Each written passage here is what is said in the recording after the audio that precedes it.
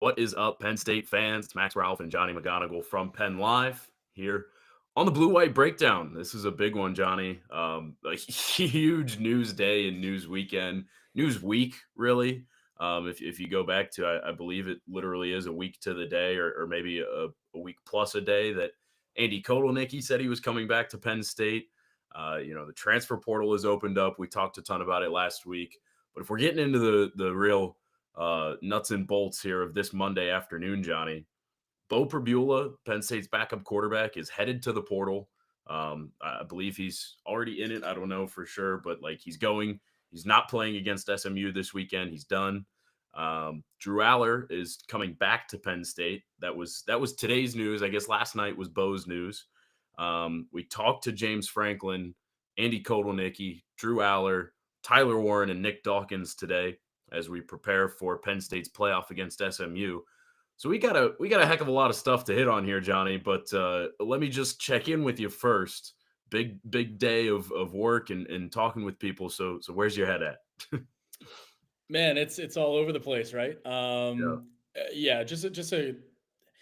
I'll say this: nothing that came out over the last 24 to 48 hours, Hmm. as we record this on Monday night, a little after 5 o'clock. None of it surprises me.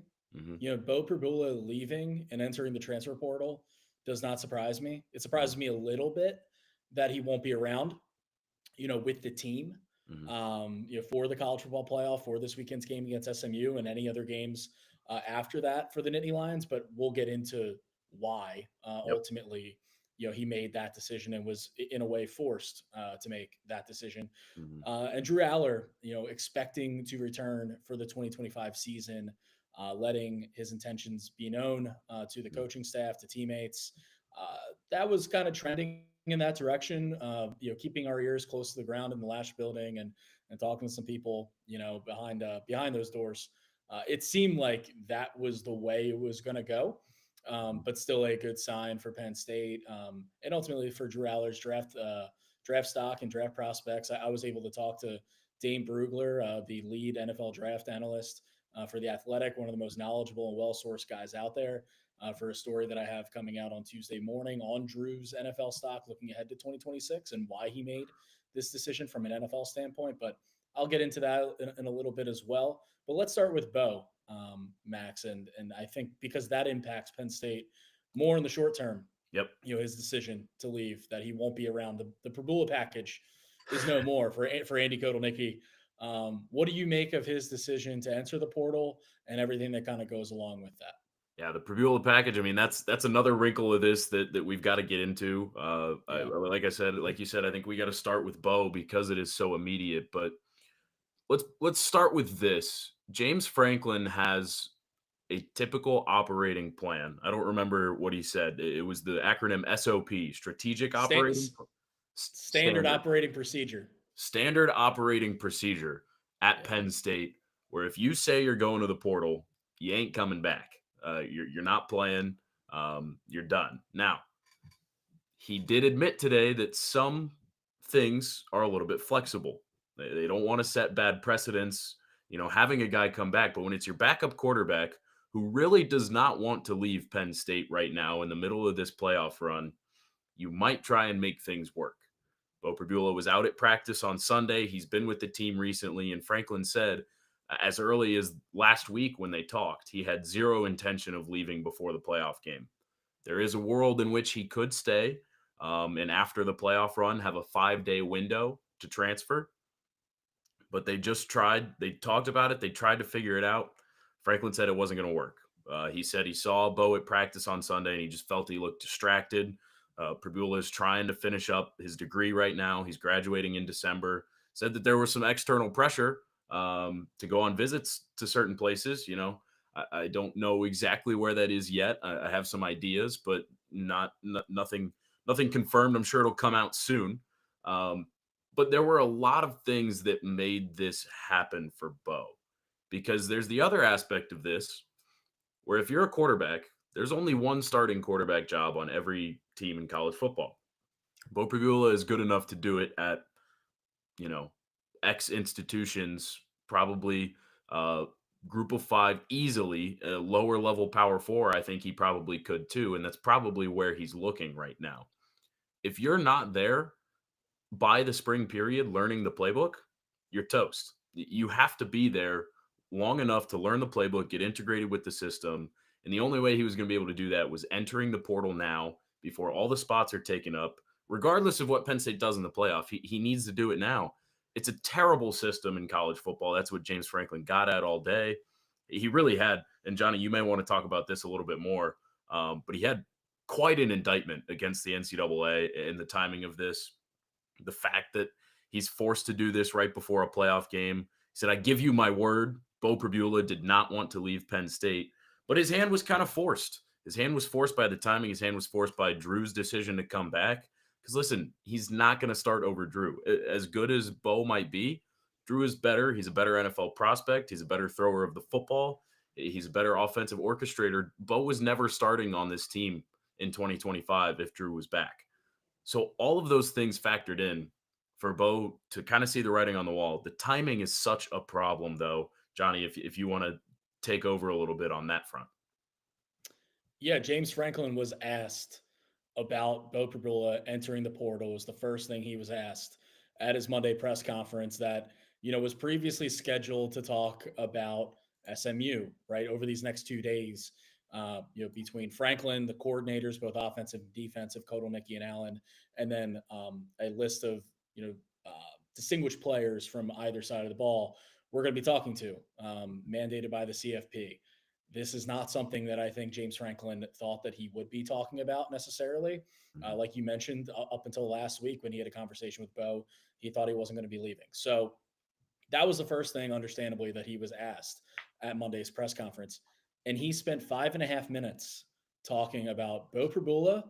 And he said that he wanted to just kind of just have this be about Bo. And he called him a phenomenal teammate, a wonderful young man, someone who dreamt of coming to Penn State, the ultimate teammate, the ultimate guy that you want in your locker room. And that bore out, by the way, over the last 24 hours when you have, guys like Denai Dennis Sutton, Nick Dawkins, Dom Mhm. DeLuca tweeting their support, even Yep. former quarterback Sean Clifford, Mhm. and then the guys today, Drew, Tyler, et cetera, putting their support behind Bo Prabula and hoping that he lands in a really good situation. But James also used it, not used it, but I guess was felt compelled um, to have more of a broader conversation about the transfer portal schedule right now, the college Yep. football landscape. Talking about how there has to be a commissioner, there has to be leadership within college football, there has to be someone who can fix this really, because he said he was concerned about the state of the sport. And that's what happens, I guess, when you are directly affected by it. Not saying that Franklin didn't feel like this before, but yeah, I mean, when Bo Prabula, you mentioned those external pressures, Max, that he was, probably weighing on his mind during practice on Sunday, Mhm. when James Franklin said he looked distracted. I mean, we talked about, him having to go and be somewhere for spring practice to learn the playbook and everything for him to have a chance at starting at a new school.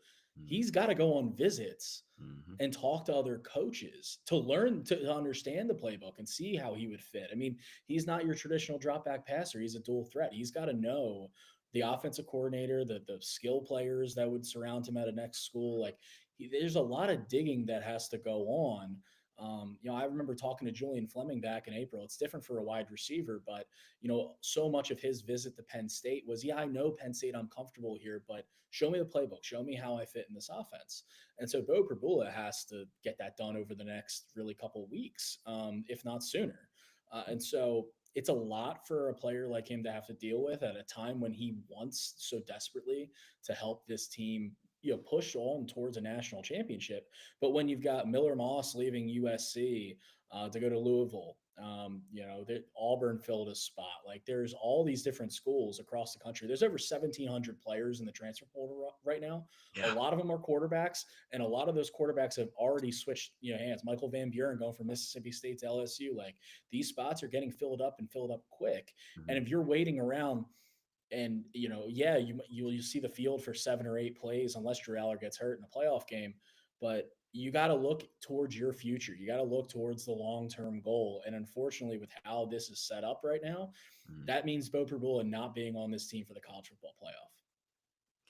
Yeah, it really is. I mean, Bo said it in his statement that it was an impossible decision, and I think it was. I just it's true. Like what James Franklin said, this kid is from York, Pennsylvania. He's wanted to play in the blue and white forever, and he did. Bob and I recorded a brief reaction video earlier today that didn't go as in depth on this as what we're talking about now. But Bob brought up a good point. Like without Bo Prabula this season, Penn State probably isn't in the college football playoff because he took over against Wisconsin and led a second half comeback win. I mean, they were only down 3, but it's still a comeback win because Aller got hurt. Like he was adamantly by Andy Kotelnicki, one of Penn State's most talented players this year and needed to be in the game plan each week. And he was. I mean, some weeks more than others, but he was constantly playing 5+ snaps in a gadget role as a quarterback, as a threat to run, throw, hand off. Like there are a lot of different ways that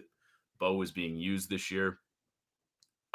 His value is hard to set. Like it's hard to describe because like somebody in our comments here has said, Penn State is one play away from Aller getting hurt against SMU and needing to put in Jackson Smolik, who might have appeared in one game last season and has been hurt all year, but was medically cleared in the past week, is what James Franklin said. Or Ethan Grunkemeyer, who's been the number 3 all year, true freshman who has not played a snap. You're one play away from that being a reality for Penn State. And while we've heard good things about both of those guys, they're not Bo. They don't have the experience that Bo has.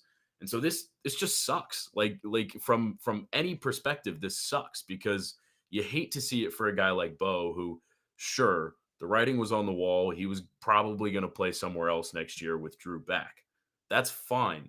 But he didn't want to do it now. He wanted to see this thing out with this team. He has really close friends. I mean, Tyler Warren, who we talked to today, is one of them. They're roommates.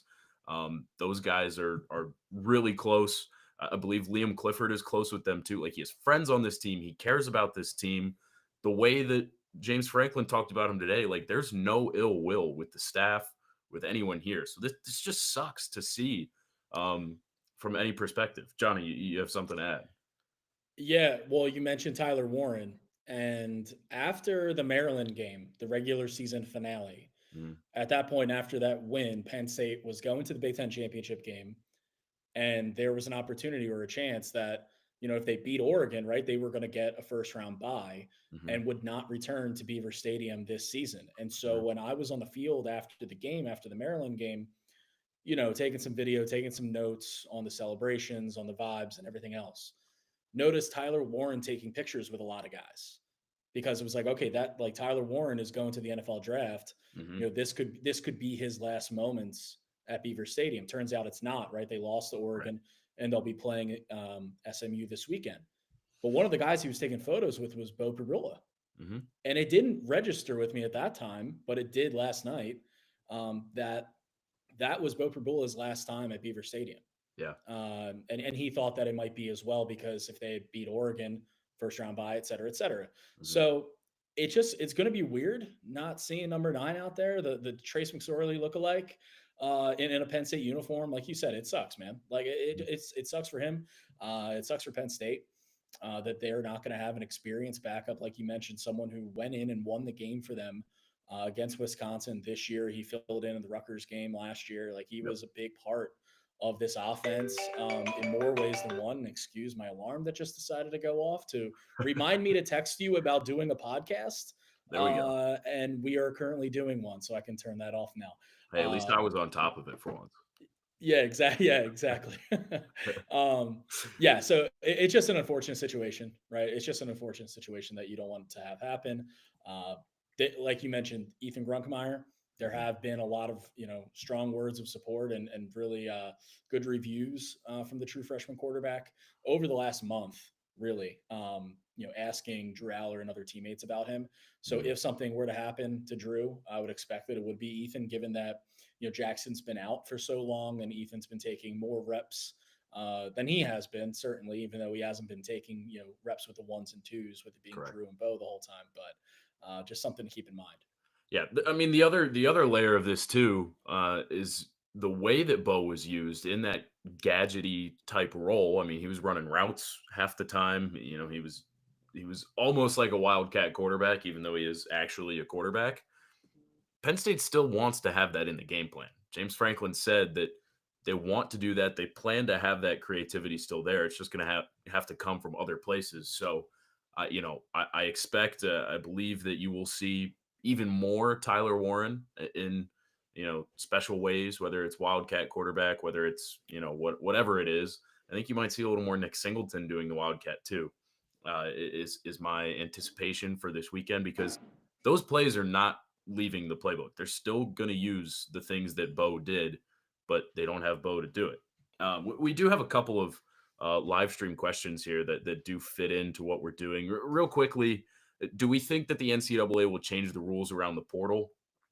That's a that's a question that goes above our pay grade. Unfortunately, Mitch, who asked it, the one thing that I will say that makes all of this difficult is the issue of an academic calendar. Like Penn State's finals week is going on right now, and these athletes have to be a student enrolled in a university in order to play at a university. So can they change? They really can't change when the transfer portal window opens up. Like they have to be able to be enrolled on a campus at the right time. If anything changes, it's probably the dates of competition, or maybe the date that the portal window opens up for it to be after the semester is over. But I don't know what the fix is. Like I said, I think that's a little above our pay grade, and that's the reason why it's been a problem across college football. Like that's why Marshall isn't playing in a bowl game because its entire team is portal. Because there isn't a good answer right now. Yeah, one thing I would add, and talking about it being above our pay grade, like I'm not a lawyer or anything. I don't know the ins and outs Right. of collective bargaining, Right. but I have read, by some people who are smarter than me, talking about that being a potential option, Yeah. that presenting a potential solution to this issue in terms of getting around the or working around the academic calendar and enrollment, and if you were to have these players essentially contracted, that could be a workaround, but that also feels like a far way off from being a reality. I mean, I know that there's some juice around it, there's some talk around it, there have been conversations around it within the sports hierarchy, but not like it's going to get fixed, for the spring portal, or in the next couple days or weeks to let Bo play with Penn State. So Right. something to keep in mind, though. Yeah, it's a shame. I do expect it to change, honestly, at some point. I just have no idea how or when. Obviously, Yeah. this is unsustainable. Let's pivot. We had a question about Drew's announcement, and we wanted to dive into this a little bit anyway, Johnny. So let's fold this into what we were going to talk about, regardless. Does Drew's announcement, bring in a little more interest from top transfer receivers? Just very quickly before I throw this over to you, Johnny. I do. I think that this changes what Penn State can do, whether it's the portal or high school. I talked to wide receiver Kobe Howard, who's a signee and going to be on campus in January a couple times over the fall. And he even mentioned the last time I talked to him, we weren't positive that Drew was coming back. He didn't know it either, but he did mention it like, hey, this is a possibility. If that happens, I am freaking hyped to go play with him because he's a top NFL talent next year. Like if things go as planned, he's pretty easily a second rounder and maybe jumps into the first round. So definitely guys are excited about playing with Drew, and I do think that there's probably some behind the scenes pitching going on from the coaching staff that says, "Hey, guess what? Guess what? This guy is coming back. This guy who is going to be a first round quarterback, he's coming back." So they've already got a few wide receivers that have visited campus. So I definitely think that's part of it. But Johnny, dive into your thoughts on Drew coming back and maybe a little bit of what you heard from Dane Brugler. Yeah. So one quick thing to add on the whole recruitment side of it, right? Like having Drew in the building, I think a part of it is also having Andy Kotelnicki back Yes. as the offensive coordinator. Like you mentioned, it was a week ago or so. Mhm. Days are blending in, but Andy announcing that he would be back as the offensive coordinator after a really successful first year. You look at their yards per play. I mean, there's a massive jump that Penn Mhm. State had this year as compared to last year under Mike Yurcich. And you look at the development of Drew Aller, and he's undoubtedly a better quarterback now than he was last year. And having Drew and Andy together, that partnership going into the 2025 season, if that's the case, I mean, that's huge, and that sells to wide receivers in the portal, and that certainly, I'm sure, helped them secure some guys in the four class as well. Because, like I said, this was something that uh, had been trending in this direction. That Drew would come back. One thing I will note is that it's the phrasing around it, and Drew and James Franklin today said nothing that would suggest that he won't actually be back next year, Correct. Yeah. but just something to note here. It was that, Pete Thamel's report from ESPN is that he informed Penn State of his intentions to come back. Hmm. And we see some wild stuff in college football, Hmm. and intentions can change. And this is something that Dane Brugler, the draft analyst for the Athletic, actually brought up to me, kind of unsolicited, where he said, this is the first year of the 12-team playoff. There's a chance that these quarterbacks, these players, are going to be playing 4 games and pushing on to a national title, and that can change the narrative, from an NFL perspective on some of these players.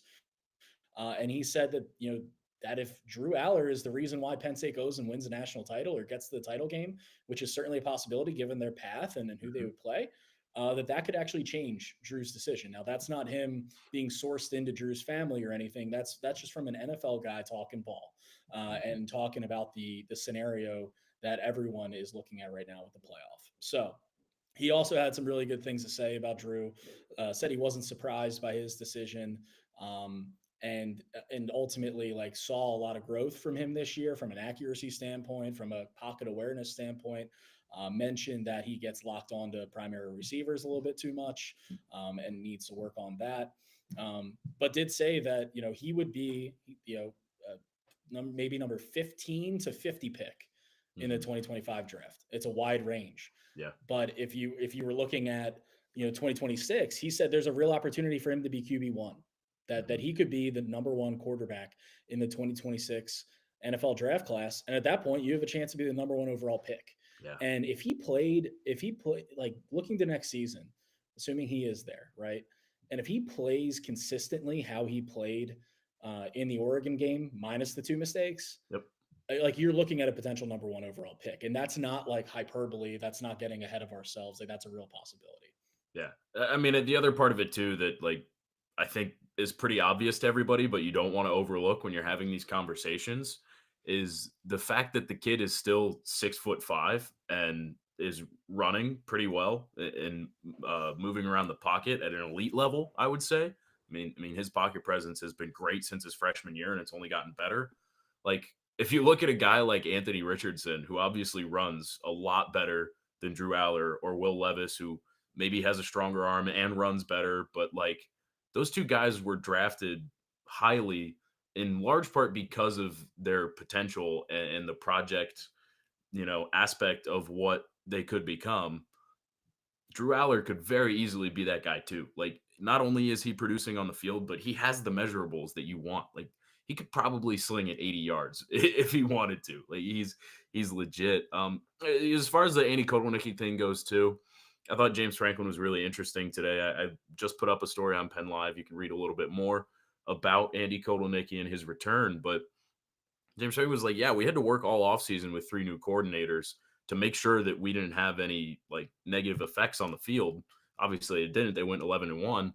But having Kotelnicki back next year, he said the word foundation. And I do think that as there always is with James Franklin, there was probably some subliminal messaging there to say, listen, yeah, this helps our recruiting. Like, Andy Kotelnicki is back. We have a top offense in the Big Ten because of this guy, because of Drew. This is foundation. This is a real thing. This matters. Um, let's let's pivot just a tiny little bit to Ethan Grunkemeyer and Jackson Smolik. You made mention of them, Johnny, but I do believe that Grunkemeyer will be the number 2 moving forward. I think Jackson Smolik is a guy that the staff likes his arm talent, but he lacks experience, just like Grunkemeyer. And I think the numbers that James Franklin threw out for us today was that Gronk has taken about 350 snaps, whether it be in scout team scrimmages or whatever it is, and Smolik has had only the past week. So I do believe Grunkemeyer is the QB2 moving forward. And as you mentioned, there's a lot of buzz about this kid, but it's just hard to say that he'll be ready if he needs to because of the situation. Yeah, I mean, he hasn't seen meaningful snaps. I mean, and I you know what, I take that back because we talked earlier, in I guess not earlier in the month. I guess it was last month we were having this conversation about Mhm. what James Franklin was defining as a meaningful snap, and he was saying that on Sundays when they have Sunday practices after games, that it was a lot of Ethan Grunkmeyer, taking developmental reps and whether it's live scrimmages or true 11 on 11s, like he's taking those live reps there, so that's meaningful to him and that's meaningful to his development. But I mean, on the field, like against an actual opponent, like a real opponent, and then in a college football playoff game, and God forbid, like if Drew were to get hurt against Boise, at the Fiesta Bowl or in a semifinal Mhm. against Georgia or Notre Dame or Indiana, uh, you don't have the Beaver Stadium crowd at your back. I mean, yeah, there will be a lot of Penn State fans traveling, but that would be even a more difficult situation to have to deal with if you're a true freshman quarterback, taking your first real reps in your collegiate career in a spot like that with a potential national title on the line. Like that's really hard to deal with. That's hard to do. So that's something to consider. Maybe I don't know if that changes the game plan at all for Penn State, like in terms of how they decide to use Drew. If Yeah. they're not going to do the tush push in the red zone, or if they don't draw up as many design runs for him, or if he's a little bit more hesitant to scramble. Like I don't know if it's going to really change how they use him. But every hit he takes from now on, like I know Penn State fans are going to be cringing a little bit, Yeah. knowing Yeah. that they don't have Bo Prabula as backup. I can hear it now. Our little row in the press box of you, me, Bob Flounders, John Sauber. I can hear the every time Ooh, every time Drew takes off this weekend. yeah, I think so. I'm writing about Grunkemeyer and the QB2 situation is something that's coming Tuesday morning for you Penn Live faithful from me. But I think just as a little teaser, maybe the best thing that I've heard about Ethan Grunkemeyer so far that gives me confidence in him. Um, we talked to Julian Fleming at an NIL event recently. Some guys were handing out or buying Toys for Tots Drive. He was there. We talked to him a little bit. Had some great stuff about the drive. He's always been a very candid guy. Coming back home for his fifth year, but because he's such a candid guy, when Ethan Grunkemeyer came up, I suggest listening and really processing what he says because there's a difference between just hyping up your teammates as, you know, Penn State players or media trained to do and saying it in the way that Julian did. And he was basically like, this kid is legit. Like he's gonna be really good. He's a great quarterback that I've caught passes from. And I looked at him and I go, Julian, you've played with some pretty freaking good quarterbacks before. Like Julian played with CJ Stroud and Justin Fields at Ohio State. And he looks back at me and he just goes, just watch. So, like I said, there's a difference between just hyping somebody up and like actually giving a endorsement like that, especially from who it's coming from. Like Julian has the experience with top guys, and he's also not a guy who's going to give you the runaround like in media. Like he's very well trained. He's very careful about the things he says, which is why I think him being that confident in a guy like Grunkemeyer is worth taking note of. yeah, definitely, and that's both in the short term and the long term. Mhm. If they need him over the next few weeks, that's important to note and to keep in mind. If they need him in 2025, whether Drew's back and he gets hurt, or say the scenario I laid out earlier, it's like Drew goes off and is the star of the CFP, and NFL teams want him now. Uh, Ethan Grunkmeyer could be the guy in 25. At the very least, it seems like he will be the guy in 26, or at Yeah. least has a really good shot at it. Don't want to discount Jackson Smolik. Don't want to discount anyone else that Penn State might bring in, because there's a decent chance, right, Max, that they could Yep. bring in a quarterback in the portal, Yeah. to just provide some cover. Yeah, if not necessarily like true competition for anyone who would be in the room, but just to provide some cover and some depth. Something to keep in mind there. But yeah, I mean, everything we've heard to this point has been great about Ethan Grunkemeyer, and so yeah, I'm not going to not take people at their word when Mhm. it comes that frequently, and that, like, from multiple different people when it's coming from that. Yeah, I think the transfer portal idea that you just brought up is a good place to wrap this up, Johnny. A few thoughts there, whether it's quarterback related or elsewhere. James Franklin tried his darndest to get us away from the idea of Bo Prabula leaving and Drew Aller returning today. So this question was not asked. I would have loved to ask it. It will definitely come up, whether it's from me or somebody else in the near future, whether they plan to target a quarterback in the portal. Um, I would say I don't necessarily think it's likely, but I would not be surprised if it happens. Let me put it that way. I also wonder, and this is kind of the conversation that I'd like to have with James and maybe Andy Kotelnicki, is like, if you target a quarterback in the portal, is it a true quarterback or is it a guy that's very similar to Bo who can come in and run an option offense with the threat to pass, but you're not expecting him to do that when he goes out Yeah. there? Because I think, as we just talked about, the book on Ethan Grunkemeyer is good. Like, he may go into next year as the true quarterback number two behind Aller, regardless of what happens, because of his passing ability. He throws a really great ball.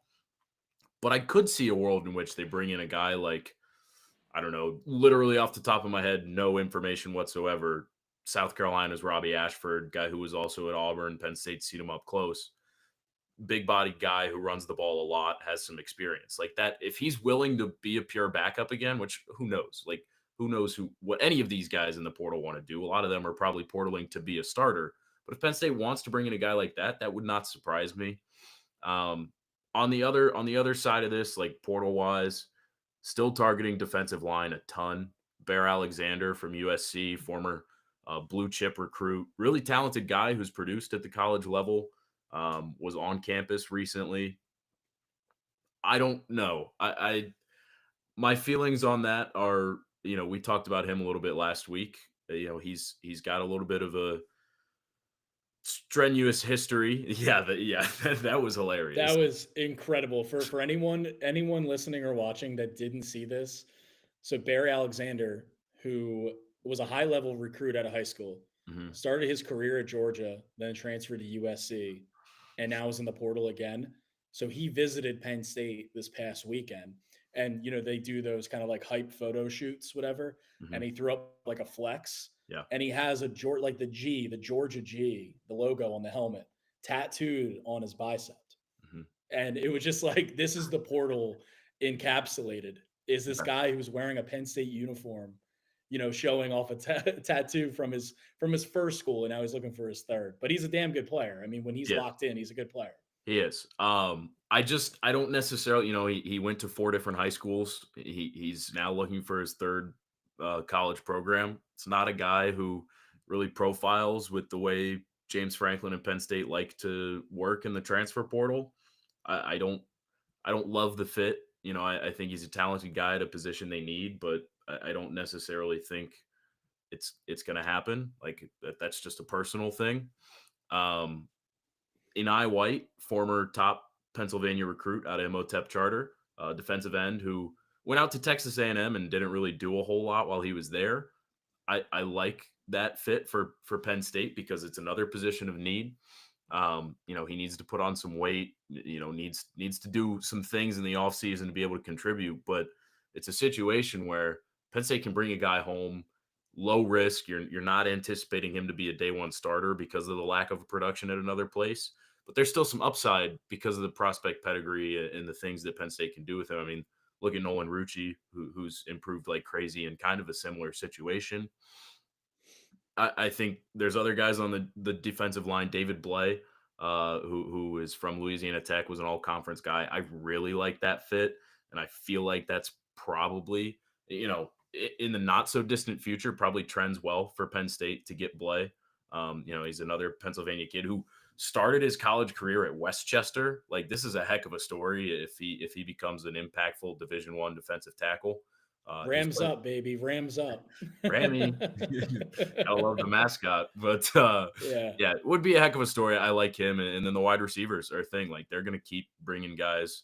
I'm really intrigued by the guy they had this weekend, Ball State's. Oh my gosh, his name is Justin Bowick. That's what it was. The Yeah. guy's 6'4", 200 pounds, averaging almost 17 yards a catch. I think 20 this season. Redshirted, have 2 years eligibility left. I said it on our podcast last week, Johnny. I think an ideal world for Penn State in this portal period is go get a lower level guy who's produced, and then bring in a higher level prospect pedigree guy who might need a change of scenery. I think Penn State's looking to do that. And, Bowick could be an interesting name. There's also Eric Rivers from Georgia Tech, who we said last week. So I don't know if I just rambled forever on a No, bunch of I was random names, Johnny, but if you have anything to add there, please lay it on me. what I was going to add is I'm going to give you a pass on, blanking on Boke's name for a hot minute because it's been a long 48 24 to 48 hours. Yeah. It's take it back to last night, Sunday night when Bo announces on Twitter or when that news breaks and then he ultimately puts out a statement. You were on it right away because I was in the Eagles locker room talking to Saquon Barkley. Yeah. With the Steelers in town to play the Eagles. Nick Faraball, our great Steelers writer at Penn Live, it provided him the Philly assist on that. Mhm. And after the Eagles won, he went to the Steelers locker room. I went to the Eagles locker room to talk to Saquon, and Saquon's hyped about the whiteout. He hopes it snows. I know they were clearing snow off Yeah. the Beaver Stadium field today. I don't think snow is in the forecast. I don't think Fingers so. crossed for everyone traveling. That's not the case. But yeah, so I'm leaving the Eagles locker room and I go on Twitter and I have an oh shoot moment and you were on it. So Yeah. we were all covered there on Penn Live and have plenty of stuff up already too. After today, like we said, talking to James Franklin, talking to Drew Aller, we'll have plenty more. Tomorrow morning between your Grunkemeyer stuff, my Brugler NFL Aller stuff, and then all throughout the week as Penn State prepares to face SMU in the college football playoff. Man, me, you, and Bob and Joe Herman will be up there on Saturday. Very much looking forward to that. Yeah, it's a crazy time of year. Like Yeah. I've said, like this is, how long have you and I been covering Penn State? You longer than me, but like the regular season always feels like such a sprint, and then you get to December and you're like, oh wait, no, this is when it really starts Yeah. because of the Yeah. portal and the coaching carousel and everything. But this is fun. First year of the 12 team playoff. It's interesting. I think that like James Franklin said, college football is in a bit of a dangerous place because of the timing of everything, but certainly keeps us on our toes. Appreciate those of you who tuned in live with us today. We didn't announce it anywhere, but we got up to even like 41 viewers today. Hopefully those numbers bump up in the future as we do this, but we got some good questions that we answered. So thanks to all of you who said something. But I hope you keep tuning in with us. Like Johnny said, gonna have a ton. Penn State and SMU coming at noon this weekend. I know Bob and I should have a podcast later this week previewing it. You and Bob will probably hop on at some point about God knows what. Maybe, but yeah, keep with us. PennLive.com for Johnny McGonigal. This is Max Ralph on the Blue White Breakdown. Take care.